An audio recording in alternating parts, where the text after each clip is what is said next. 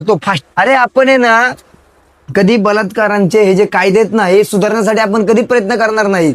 आपण रस्त्यावरचे खड्डे, अरे साधं तुम्हाला रस्त्यावरच्या खड्ड्यासाठी स्वतःच्या नगरसेवकाला, स्वतःच्या ग्रामसेवकाला, स्वतःच्या ग्रामपंचायतीच्या एकाला, स्वतःच्या आमदाराला, खासदार तुम्हाला प्रश्न विचारत नाही. अरे मेलेले सगळे तुम्ही लोकशाहीतले. मला असे काही ना 2-3 असे हे दिले ना तुकडे फेकले ना तुम्हाला, तर तुम्ही पुन्हा जाऊन त्याच राजकारण्यांच्या मड्यावरती पाय ठेवणार. मड्यावर नाही, राजकारण्यांच्या ना डोक्यात घेणार, असं डोक्यावर घेणार आणि मिरवणार. निदान मी माझ्यासारखा ज्यावेळेस बोलतो ना त्यावेळेस माझा आवाज दाबायचा प्रयत्न होतात, पण ना छाट्याने जरी पंख माझ्या हा माझा अंत नाही.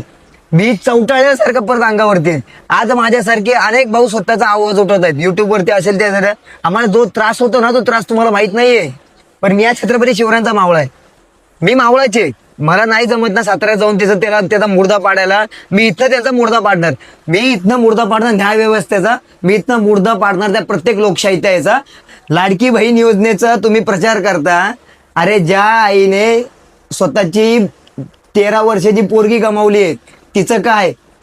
मी न्याय व्यवस्थेबद्दल सुद्धा माझ्याकडे पुरावे आहेत. काही माझ्याकडे खटल्यांची प्रकरणं आलेत ना की ज्यामध्ये त्या गुन्हेगारांना शिक्षा सुद्धा झालेली आहे, पण त्यांनी दयेचा अर्ज केल्यावरती त्या मोठमोठ्या बिल्डर्सच्या पोरांना, मोठमोठ्या राजकारण्यांच्या पोरांना सुटका झाली आहे. मी